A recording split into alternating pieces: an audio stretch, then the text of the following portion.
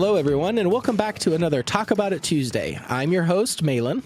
And I'm your other host, Jamie. And today we are talking about a doozy of an article, one that I can honestly tell you I could not believe when I read this. I have no understanding of how this even happens, and my blood is boiling. So, Jamie, would you mind go ahead and recapping for everyone the article that we are discussing today? Here's the story. Let me just lay it down for you, and then I can ask my questions about your boiling blood, my friend. This article comes to us from Fox 11 in Los Angeles, and the headline reads, LA law protects Airbnb guest living at a Brentwood rental for 500 plus days without paying rent. Now, if I know, and it does kind of go into the article and talk about how the Brentwood area is elite. I mean, it is like high class, expensive living, right? So I can only imagine what this Airbnb might have cost tonight anyway. But the subheading is The Tenant from Hell. So basically, there was an Airbnb and the renter she's refusing to leave, and she's refusing to pay rent and leave a multi-million-dollar rental in Los Angeles's Brentwood neighborhood. After over a year, she won't pay. So in speaking with the Los Angeles Times, Dr. Sacha Jovanovic is currently working through a contentious legal battle with the Airbnb renter named Elizabeth Hirschhorn. He owns a dental surgery practice in Santa Monica. He's rented out this beautiful, I'm looking at pictures. It's a very beautiful Airbnb. There's also a video within the article. I don't know if you've seen it, Jamie, but it's I didn't watch beautiful. The video. It is very gorgeous. modern, very, very big, yeah. Not that he's seen the inside of it, because this woman won't even let him in. And here's the kicker. So she ended up renting the Airbnb, and her stay was set to end in April of 2022. Let me say that again. April of 2022. It is currently January of 2024. So this is almost 2 years ago that she was supposed to be out of there, and she just didn't move out. She is asking Dr. Jovanovic to pay her a $100,000 relocation fee in order to get her out of the home. And her attorney told the Times that she was not required to pay rent because the city had never approved the unit for occupancy, and its shower was constructed without a permit. So there were things that were wrong with the occupancy and the permitting, and so that's the reason that she gets to stay rent free. Well, okay, so I'm gonna bump in here because this is where my blood's starting to warm up. So in the article, it mentions several times that the item that was not up to code or constructed without a permit was the shower. I couldn't find anywhere else in the article where it referenced any other infractions. I mean, yes, the unit was not approved for occupancy, but I think it's only because the permits weren't filed. And really, the shower constructed without a permit, I mean, come on, that seems like that's very minor. Well, the article does say that there were several code violations. The city had determined that he couldn't evict her because of these code violations. Now, he says that he can't get inside to bring the place up to code. And, he's tried to be kind, and it's just not helping. So because she's staying in the unit now for 6 months, here's the kickers. There's a couple of them. After 6 months, apparently, she's qualified for LA's recently adopted Just Cause ordinance, which requires that a landlord have a legal reason to evict her. Sorry, I think not paying your rent would be a legal reason, but this is my unlegally trained mind saying that. And if there is no legal reason, the landlord is required to pay for relocation assistance to the tenant. So that's where she's coming up with the $100,000 to get her a new place. The city investigator also concluded that the unit is subject to LA's rent stabilization ordinance, giving her much stronger tenant protections. So this man has had to cancel all the reservations for any upcoming guests as the legal battle continues. And there doesn't seem to be any resolution in sight. So I don't know who does that. I just want to be like, what the heck? You know what I mean? And again, I know that in the article it says several code violations, but the only one that's ever really mentioned is the whole shower. I'm going to move on from that point, but that's where I'm like, are we legitimately talking that a shower, not having a permit for a shower, is giving this freeloader, and yes, I'm calling her a freeloader, the ability to move in or use an Airbnb and then just stay for almost 2 years with no payment? I find that absolutely mind-boggling. And then, again, I'm not a lawyer either. I have no legal training, but then now there's more protections being applied to. She's in essence stole this person's property, and she's squatting, and she's not paying rent. And I'm with you 100%. If that's not grounds for getting somebody evicted and moved on, I mean, honestly, she has stolen this man's property. And the way that I've seen this is that his main house, so this even gets even worse.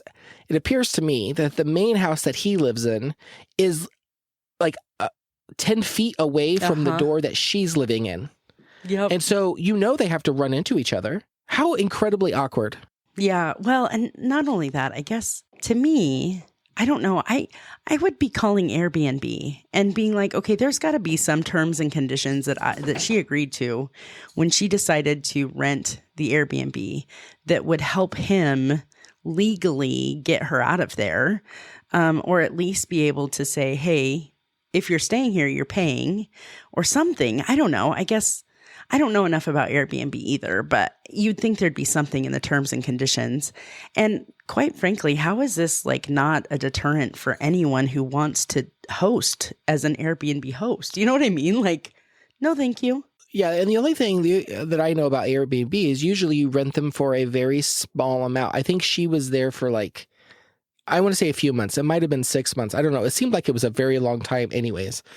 But then I thought that you go to Airbnb, so it's not really a residence. It's like a hotel room. I mean, so to me, I don't know how you go to, I rented this property for an Airbnb for the purpose of an Airbnb. And all of a sudden now, because I'm finding these loopholes, now that is considered my residency. And you have to pay me to move, to relocate because you don't have a leg to stand on. And I don't know if this is across the United States or only in California. I do know when you're talking about rentals, I have some friends that have rental properties, and the laws are geared towards the renters. I mean, they really are. They favor the renters. There's protections around the renters. Some of that I understand, right? Because you don't want to just have a landlord come around and say, hey, get out of my property, and now you have to go find a new place or you're homeless. I get that. But this is like the other side of the aisle here. I mean, this is the other extreme where now this man is being held hostage by this lady that will not leave. She refuses to leave until he pays her $100,000 to go find another place to live. I don't understand. I don't know how we're here. I don't know how this is even legal. Well, and at this point, would it be worth just giving her the $100,000? I mean, he's a big time dental surgeon. Maybe he's got some savings, or heck, I would sell the place to make the money to get her out. You know what I mean? Like, I would not want to live next door to this person and know that they're pretty much keeping my property hostage. Like, go, or hire a better attorney, because it feels like somebody's not looking into something. It's just, it doesn't seem right to me.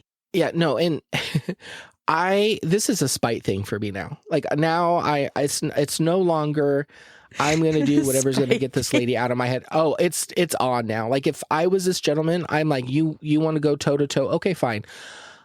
I, living 10 feet from you, am going to make it so incredibly unbearable that you're just going to want to leave. Like, and I don't care if I had $300 million.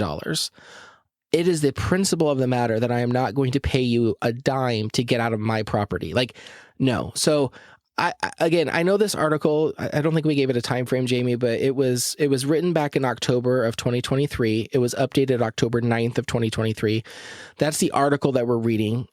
So I'm sure now being, into 2024, maybe something has changed. Maybe some resolution has happened, but I tell you what, as of this article and reading this, I wouldn't give her one red cent. Not one. Not even if I could afford it. I just want to say, I'm sorry, Dr. Jovanovic, because this sounds like a horrible situation. And, you were offering up your home for travelers and stuff. And this just is crappy. This is crappy. This takes advantage. I mean, the whole Airbnb thing is, don't get me wrong, you make money on it and it can be income, but at the same time, it's a kindness because it saves people a ton of money from renting hotels and things like that. And then to be slapped in the face like that, that's just terrible. It's just terrible. So you're not going to hear me say this very often, but because I'm a big our laws, and I love laws because it's either, it's black and white, it's do's and don'ts. Morality, I really enjoy morality as well, but morality is a little bit more is blurred, right? Because some people's morals don't align with your morals, and how do you set a guide in the sand to say, hey, we all have to do this, right? That's what laws do. So it's very often, or not very often, that you'll hear me say that I do not appreciate the laws that we have to abide by. This is an article that makes me go, where is the morality in all of this? Where is the moral obligation that this lady has to this gentleman? And can't a judge or somebody do the right thing, which is make her leave the property? I understand there's this, the legal do's and don'ts, and there's things, especially within this article, that are happening that are, preventing her or protecting her so she can't leave. But she's exploiting this man, and to me, there needs to be someone who steps in and says, that's not right, and you need to go, because that's the right thing to do. And I think when I read this article, it reeked of I get the sense that she knows that she should leave, and she's just not going to because of the loopholes that she found. And that's another area where I can't stomach it, and I can't stand it, because I do believe she is taking advantage of this man, regardless if he can afford it or not. She's taking advantage of the system, and she's trying to benefit off of loopholes, and I can't stand it. Well, and I mean, me, I try not to take a hard line, especially when it comes to thinking or speaking for another person and not hearing. There's nothing in this article from her. There's only a response from her attorney, I think. It's hard to give her the benefit of the doubt when she has hired an attorney, which makes me think, okay, this isn't like a hard luck thing.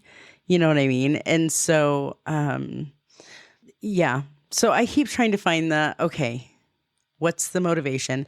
I will say that I have a feeling that these laws that she might be loopholing were probably not intended to protect someone who was being fraudulent. You know what I mean? Like, I'm sure that those, like the rent stabilization ordinance and the just cause ordinance, I'm sure those were put in place because of issues they were having with the housing market there. And coming from a place where rent is absolutely insane.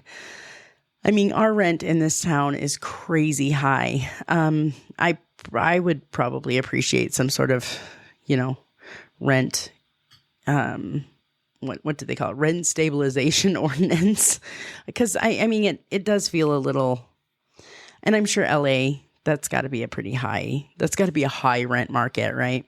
But I don't know. I keep trying to find something to redeem this girl, and I'm having a difficult time. Maybe she's just having a bad day. Well, that's what my daughter always told me when I would be really like crabby about someone. She'd be like, "Mom, maybe they're just having a bad day. Maybe she's just having a bad day." It's not helping. No, exactly. And here's my last comment as I drive the nail into my final statement. If this was really about making sure this tenant was protected and she really wanted to make sure that this, I don't know if I can call him a landlord. Again, this started out as an Airbnb property owner. Host. Is making sure a host. They call them hosts. There you go. Yeah. Airbnb hosts. So if it's really about making this host make sure the property is up to code and standards and a safe place for her to stay, then riddle me this. Why? Maybe I should just ask her, right? Like, so if I look into the article, I can't even remember her name. Is it Elizabeth? Elizabeth? Yes, Elizabeth. Yes. If this is really about your safety or making sure that the host is doing what's right, then riddle me this. Why, Elizabeth, have you not allowed him in to make the repairs you are deeming are not there?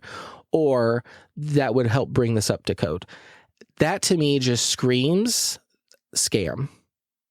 And I agree with you. I can't find any redeeming qualities here for Elizabeth, but she doesn't say a lot except for her attorney. But the only thing that does say in here is that she will not allow the host to come in and make the necessary repairs. And that's enough for me to make a judgment call. To be fair, she probably can afford the attorney because she's not paying rent. So, I mean, that's maybe, I don't know. Oh, Elizabeth Hirsch, if you're, what was it? Hirschhorn.